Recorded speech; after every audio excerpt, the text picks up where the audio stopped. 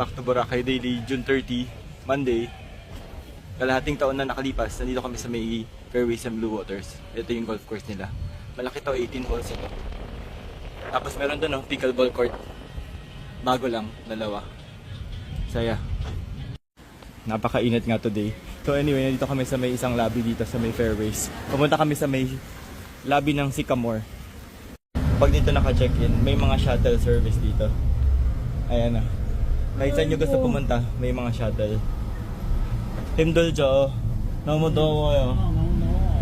마raming golf cart. 근데 오늘 한 번만 쳤잖아. 형 네. 어제 쳐갖고. 맞아요.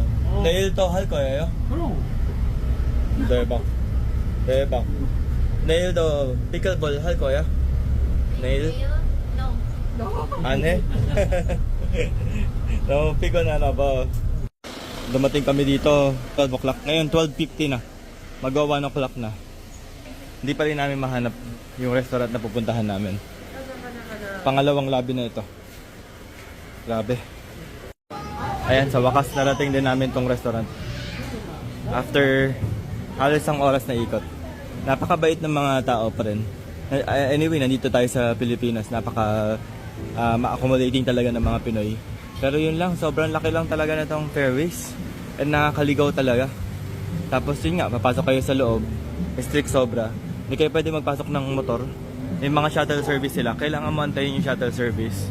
Tapos wala kayong choice kung di katabi yung mga ibang tao. Kasi nga, nagpipick up din sila na maraming guests. So, nasa inyo na yun. Kung gusto niyo makatipid, pwede naman kayo tumambay dito. Tatabi na itong golf, hanging balconies. Pwede kayo umupo dito, tambay lang. Pero yun nga, hindi parang wala kayo sa Boracay. Hindi siya talaga Boracay na Boracay. Pag lumabas kayo, papunta kayo sa White Beach, parang ayaw nyo nang bumalik dito. Sayang. Pero mababait yung staff. Malayo lang talaga, tsaka sobrang stricto. Ayaw mo papasok na ibang sasakyan or motor.